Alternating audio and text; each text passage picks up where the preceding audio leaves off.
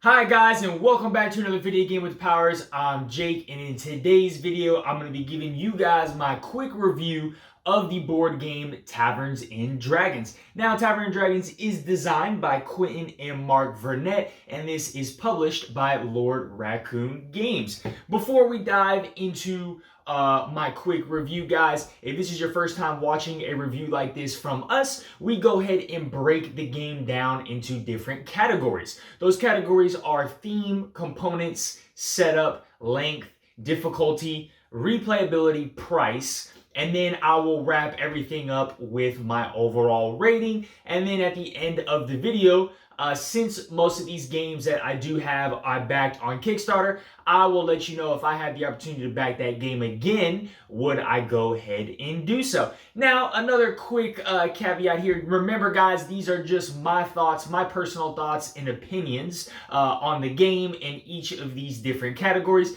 You guys might feel differently. If you do, please go ahead and drop that down in the comments below and let me know what your thoughts are on the board game Taverns and Dragons. But just know that these are my personal opinions and they may differ from everybody else.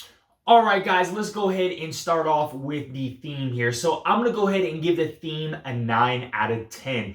I think Taverns and Dragons does an excellent job mechanically of tying into the theme and what the board game is really all about. So let's go ahead and jump down to the table where I'm going to show you how the mechanics tie into the theme, talk about a little bit more of the theme of Taverns and Dragons, and then we will take it off next with the components. All right, guys, so let's talk about the overall theme of Taverns and Dragons. So the overall theme is that you are a tavern owner, all right, and there are a bunch of different taverns in the game. You know, we have the Griffin's Nest, the Thirsty Troll's Den, we got the Inn of the Blazing Unicorns, Inn of the Drooling Pig, and the Kraken's Galley, all right? But essentially, the premise is that you are this tavern owner. The king is coming into your city, and so the goal is you are trying to attract different heroes to come into your tavern. You are trying to go around the lands and collect different ingredients to complete recipe cards, to have a bunch of nice recipes, and all of this stuff is going to earn you reputation to where essentially you are going to be the most reputable tavern where the king is going to want to come and visit you. And so you're going to do all this, guys, by rolling dice here. So you'll have 5 dice, you'll roll these dice, and with these 5 dice, you're going to be taking certain actions like being able to go to the bank to collect money, going here to collect energy gems, which is going to help you visit different locations or fight dragons here, and then also move your minions. You have 3 helper minions here that they are actually going to go out into the world here and collect these ingredients for you. So like I said, the game does a very excellent job mechanically of tying into what the game is about, you trying to gain reputation, right? Because you have that opportunity to buy heroes and get these heroes into your tavern, and each of these heroes have special abilities and things like that. It's going to help you. They also give you reputation at the end of the game. So again, the more heroes you attract to your tavern, the more reputable you're going to be. The different spots on the board just align really well. Like you want to go get money, you got to go to the bank down here. You want to get energy gems, you got to go mine this little energy mine down here. You want to go collect different ingredients, right? You have to send your people out into the lands here to go to these different spots to collect these different ingredients, all right? There are going to be certain ingredients where you will need to slay a dragon, all right? So taverns, it is called Taverns and Dragons. So you will have dragons here, and there is a bunch of different dragons in the game, okay? And you will have these dragons. They each have their own little standee, and it's going to tell you where that dragon is going to pop out, but he'll pop out in a location, and you have the opportunity to battle this dragon to collect not only reputation, but gems and dragon meat as well, which is going to help you complete some of these different objectives here. But what's also cool is each minion has their own specific ability to them. Like the guy with the boots, he gets extra movement speed. You have the guy with the helmet and shield. He can actually block damage when fighting the dragon, so he's really good at fighting the dragon. And our larger meeple here with the spice backpack here, he can actually carry more than everybody else. And so you'll have your little board. You see here where the minion here, the guy with the boots can only carry 2, sword and shield guy can only carry 2, but this guy can carry 3. And like when you pick up a ingredient per se, you're going to go ahead and drop it in that inventory. And so your goal is, once you pick something up in your inventory, your meeple person has to go all the way back around the board, back to the city, to be able to put it in your actual inventory so that you can use it as an ingredient. And so, you got little shortcuts here that you can take in order to get to the city faster. But that is the pretty much overall theme of the game. That's a very brief, short summary of how to play. Again, just to go quickly over, you're going to roll some dice. You're going to use these dice, 1 dice per turn, and depending on your roll is what you're going to be able to get. And you're going to use these dice on the bank, the gems, use them for your minions here, and moving them around the board. And you're trying to get as many heroes to come to your tavern. You're trying to complete as many recipes as you can here. And you are trying to defeat some dragons and be the most reputable tavern in the lands. Alright guys, moving on to the components here. So I'm going to go ahead and give the components an 8 out of 10. I think there's some really great components here with Taverns and Dragons. And of course the artwork looks so great as well. We're going to go ahead and drop back down to the table. I'm going to show off all the components, show you everything that comes in the game, show you the insert, the storage, talk about all that stuff. And then we will continue on with the rest of our review. Alright guys, so down here at the table we have all of our components. I'm going to talk about everything on the board first and then outwards. Now there is a lot of components with this game, so I'm going to move fairly quickly. Alright, up top here we have our hero cards. I do enjoy the artwork here with these hero cards. Very like World of Warcraft-esque is what all these hero cards here. Here is the deck of hero cards, and so like I said, each of these heroes are going to have their own abilities. Cool there. Let's talk about these dragons. All right, so the dragon board, just a nice piece of cardboard here, but there are multiple dragons here in the game, and each dragon is going to do something different.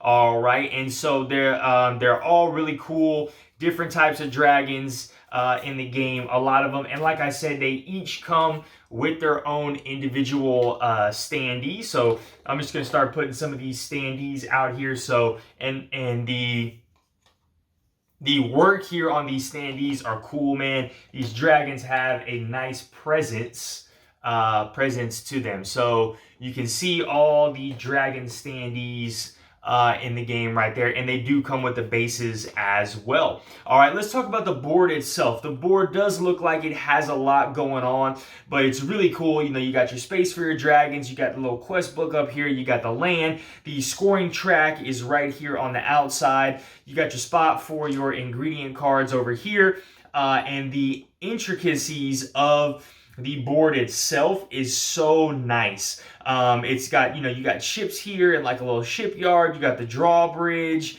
So it's super well done. Okay. The tiles, you have these location tiles here. These location tiles are double-sided. All right, so let me bring these in a little closer. These location tiles are double-sided, so you'll just choose what side you want. There are 5 of them, so these are the 5 location tiles that come in the game. I've already showed you the 5 different player boards or your tavern boards here. You also have dragon dice. So when hunting this dragon, hunting the dragons, you'll go ahead and roll these dragon dice and match up these symbols for them. Let's see what else we got. Our tavern cards, or not tavern cards, we have our ingredient cards over here. Also in the game, you will have objective cards. So secret objective cards that you can pass out. If you guys can see, let me do that. All right, so we have secret objective cards that you guys will be able to pass out in the game if you want to play with that module. All right, we also have an event module as well. These are event cards that would come out at certain points in the game. You can play those. The quest stuff is going to be in the Kickstarter edition of the game, and the solo mode is in the Kickstarter edition of the game as well. All right. Well, let's go ahead and talk about the Kickstarter edition of the game.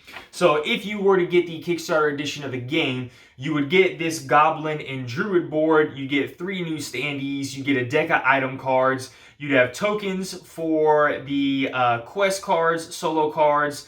We got 1 hero and 4 new apocalypse cards, right? And then tokens for solo mode and everything else. So you have this own specific little booklet, and the modules that come in here are going to be the Sneaky Goblin module and the quest module, along with the Heralds of the Apocalypse. So that's everything that would come in the Kickstarter exclusive edition of the game here. So I believe that's everything. Let's take a look at these meeples, man. I think this is probably the favorite part of my game. The game here is these screen printed meeples. They look so funny. That's what drew me to the game here with these little guys. They are so cute, and they just feel really nice in your hands. All right, and then of course we have the nice marble dice. I do really enjoy these marble dice. Nice feel, nice presentation, and look to them. Okay, I pretty much think that's everything on the board. Let me go ahead and bust out this insert here and the rest of the box and show you what we got going on. So as you can see, we have the marble dice in every color, and they look gorgeous. We have all the meeples in each of the different colors here, and so they would be down here. These are all of the ingredient tokens in the game with some gold tokens. All right, so I actually have the metal tokens. I got them as an add-on right there. But if you did not get the metal tokens as an add-on, you'll get these, there we go. You'll get these generic gold tokens that come with the game. But you have all the tokens, ingredient tokens here, all the miscellaneous tokens here. This is going to be the Kickstarter exclusive stuff. But essentially, your tiles and dragons and things like that are going to fit there. All your dice and stuff and meeples would go in there with the coins.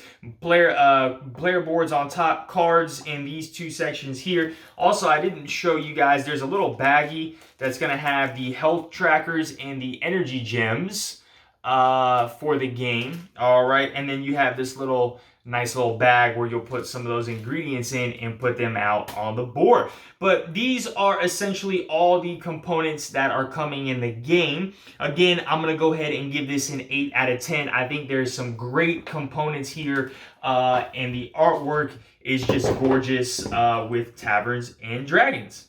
All right, guys, so moving on to our setup here. I'm going to go ahead and give the setup a 7 out of 10. I think it's just good setup. Now, the thing with the setup that's going to take the longest is the little individual ingredient tokens. So there is a setup portion where you're going to have to take a certain amount of tokens, put them in that little baggie, and place them out. But with the insert, you saw how I had all the ingredients lined up in a row. It is somewhat tedious to have to get those out every single time and just dump them all out on the board and then basically split them up into their different piles. I have actually considered taking the insert out and then just putting everything in baggies, so that way the teardown and the setup is a little bit easier for me. But definitely the most tedious thing about the setup with Taverns and Dragons is those little ingredients. All right, moving on to the length here. So I'm going to go ahead and give the length a 6 out of 10. So on the box, it does say 60 minutes. All right, and that is actually very generous. That is a very generous time slot. I don't think me and my wife have played this about 3 or 4 times, and we have not had a playthrough under 90 minutes. For some reason, this game is really long. You are playing a total of 7 rounds, And so that does take a while because you have 5 dice, so you have 5 different actions. So I'm taking 5, my wife is taking 5. I mean, there's a total of 35 different turns that you're going to be taking over the course of the game. And at 2 players, that can last a long time. So with 3 to 4 players, I cannot imagine how long this game is going to be. But that is going to be the length here, a 6 out of 10. I would say typically a 2-player playthrough is going to run you about 90 minutes or an hour and a half. And if you added 3 players, I would say it's probably about 30 minutes per player. All right, guys, so moving on with the difficulty here. Remember, as always, with the difficulty, the lower the number, the easier we feel the game is. The higher the number, the more challenging we feel the game is. And I'm going to go ahead and give Taverns and Dragons a 6 out of 10 for difficulty. I do feel that Taverns and Dragons is not super challenging, but it is very overwhelming with the number of possible actions or things that you can do on your turn at any given time, right? So for example, you must move each of your minions every single time during the game, right? You cannot leave a minion in the same spot. Your minions must move. Now, before or after you move a minion, there's like 8 other different possibilities or things that you can do as well. Now, the game does give you a nice little help card, which is great. But what you find out on your first time is like you're literally just going down a checklist and you're like, okay, before or after I move, I can collect 1 ingredient, I can hunt a dragon, I can visit locations, I can move ingredients to my pantry, remove my wound token, gain a reroll roll, buy 1 item or gauntlet. So it's like you constantly are going down this checklist to see what all the things you can do, and that just adds more time to the game. Also, these are just your minion actions. Remember, you have the opportunity to put a dice in a bank to get gold. You have an opportunity to visit a location. You have that opportunity to mine those energy gems. You got the opportunity to buy heroes. You have the opportunity to spend 1 of your dice to cook an ingredient. So while I don't think that the actual steps of learning the game is hard, I do think there's so much that you can do that on your first couple of playthroughs, it's very overwhelming. You're like, what do I do? Do I cook ingredients? Do I where am I putting my people on my board? Like, do I hunt the dragon? Do I do this? And so it can just be very challenging and overwhelming. You get a lot of analysis paralysis here the first couple of times playing Taverns and Dragons. So that's why I'm giving the difficulty here a 6 out of 10. All right, moving on to replayability. I'm going to go ahead and give the replayability an 8 out of 10 here. I think there is some great replayability with Taverns and Dragons. Of course, you know, different heroes are going to be coming out every time. There is a good amount of heroes in that deck. There is a good amount of ingredient cards in that deck, so you're going to be seeing fresh ingredients every time. The ingredients that are placed out on the board, I don't know if you guys saw that there was some open spaces on the actual lands itself. That's where some of these ingredients in that bag you're going to put out, those are going to constantly change different spots and locations. So to find certain ingredients, there are some actually printed on the board that are always going to stay, but some might change up as well. And once you take those are gone from the board. The dragons are going to change, right? There's a whole bunch of different dragons. You got different modules, which within the base game itself, like I said, you have that event module, you have the secret objective module. So there's a lot of opportunities here for replayability that's going to keep the game fresh. So 8 out of 10 for me. All right, moving on to the price here. So funny enough, the only spot I could find this is on Lord Raccoon Games website, and they are selling the actual Kickstarter edition of the game for only 45 euros. That's about 50 US dollars, and I think at that price point, that is an 8 out of 10 for me. I think that's a great price point for the level of production you're getting, the components you're getting, the replayability that you are getting here with this game. You know, most Kickstarter games now are in that price range, about 60 to 80 bucks for a Kickstarter edition of a game. Plus, you're getting the solo mode of this with extra modules in here.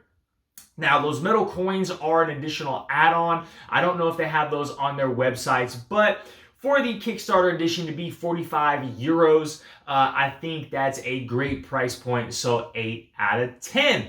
All right, guys, let's go ahead and wrap things up with my overall rating here. I'm going to go ahead and give Taverns and Dragons a 7.5 out of 10. Look, I think Taverns and Dragons has an excellent theme. I think it's got great components. I think it's got great replayability. And I think this is a great price for a game of this nature. But for me, what really stands out is the length of the game just being so long. I mean, the game to me feels like a chore to just get to the table because of the setup itself with all those tokens. I mean, I can set up the game pretty quickly, but those tokens are what's going to take the most amount of time.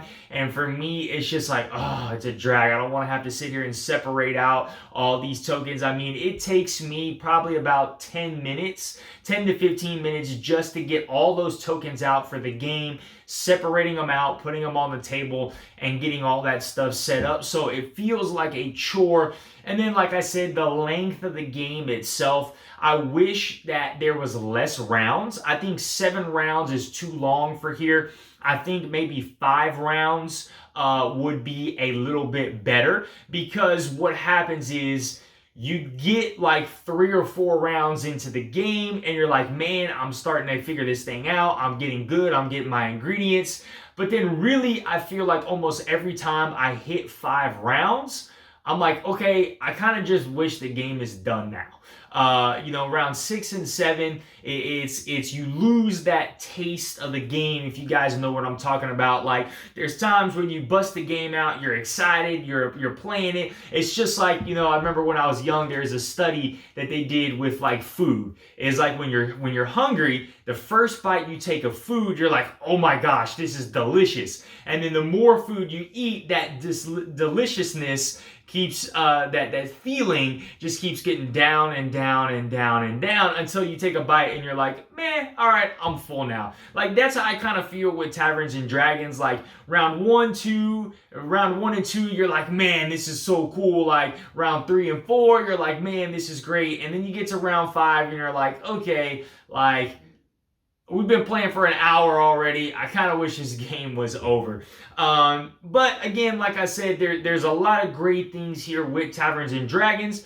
For me, that's really the 2 knocks personally that I have for the game. Is just that length and then the setup, trying to get all those tokens. And I know I can house rule some stuff, but the actual way to play the game, that's what I have for me. So 7.5 out of 10. All right, let's wrap it up with, if I had the opportunity to back this game again on Kickstarter, would I do so? And man, look, this is a tough one. So I will say I love the price here. It was 45 euros on Kickstarter when I did back this. That's such a great price for a Kickstarter edition of the game and all the content that you are getting. But I think, if I'm being honest, guys, I would not back this game again if it came on Kickstarter, just because now that we have it, it really hasn't seen a lot of play at our table a whole lot, just because of the length and the setup and teardown of the game. There's a lot of other games with this type of theme that we would rather get to the table that are going to have a shorter length time. But we still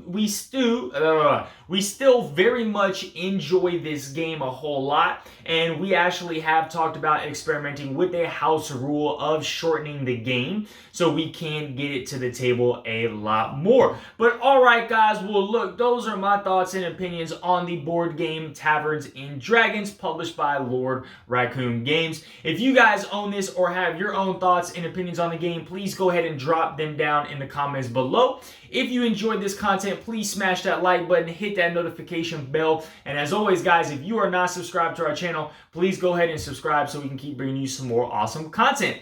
All right, guys, y'all have a great one. Bye.